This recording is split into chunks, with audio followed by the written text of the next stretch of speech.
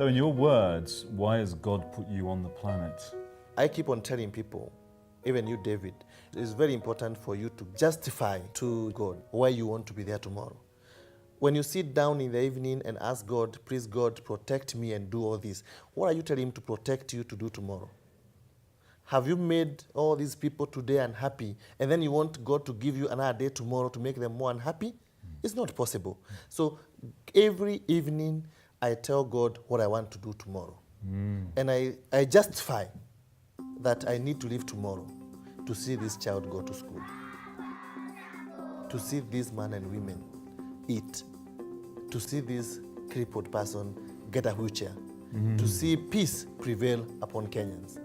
May I just tell God, if God, you think there's nothing for me to do the following day, let me not live. If you think I've done enough, it's enough. I don't want to live tomorrow to make the world a worse place to live in. I want to live tomorrow to make the world a better place for everyone. Yes. Yeah. And you are. So by giving so much, what are you receiving back? David, I feel very happy when I see children walking to school. Last year, I saw children that we treated of Jiggers going to high school, and I was very, very happy. I've seen girls getting married after treating them of Jiggers. I've seen men and women going back to church and becoming part of our volunteers in our project who initially had Jiggers. That makes me very, very happy. It motivates me when I see the world recognizing what we're doing.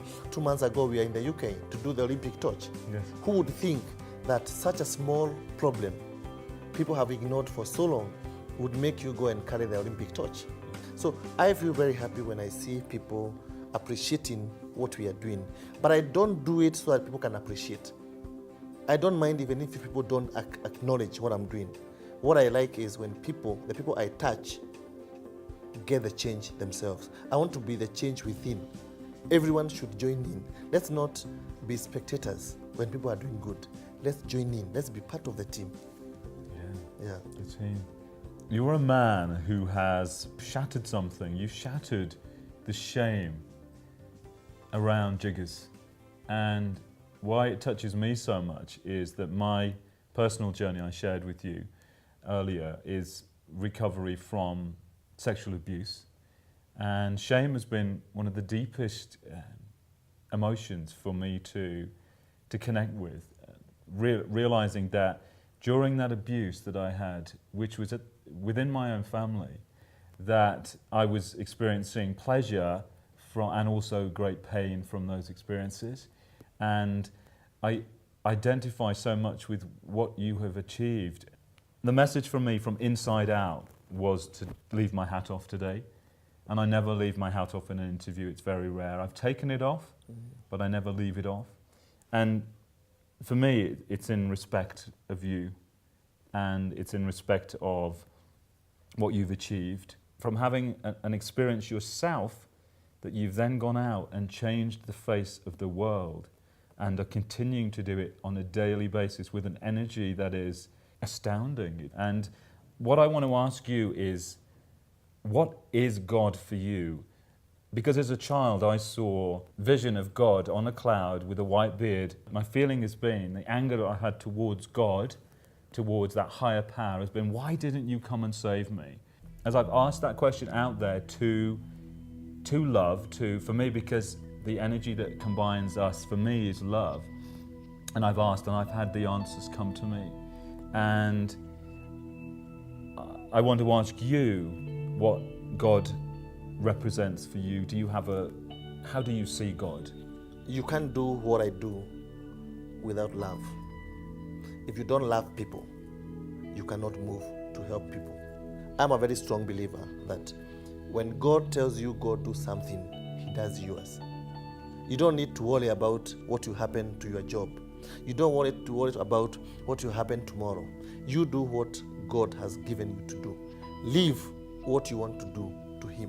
When I started this campaign, I had about 4 Mercedes-Benz cars from my business, which I kept on selling. My girlfriends tell me, no, don't sell. I tell them, I'll sell, even if it means selling my shoe, I'll sell it. Because I've seen the purpose for this money. Money is not what you have in your pocket. is what the money can help you do. And I've seen God's hand, because after selling and selling and selling, people start now recognizing what I'm doing. So people now started giving. My other businesses, I have other businesses that I do. They started now becoming bigger and bigger and bigger.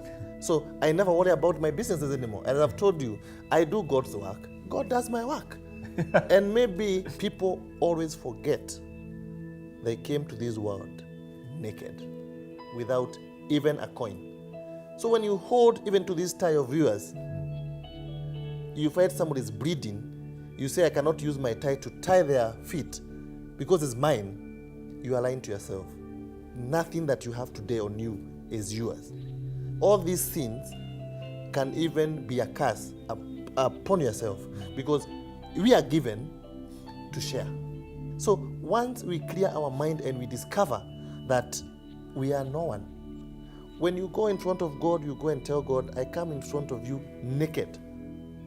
I told God, if he's coming back to you with nothing, I don't mind. Everyone who does not feel the urge to help someone in need, I tell them that they should actually stop fearing dying, because they are already dead. Because you cannot be alive if you have no urge to help someone who is in need.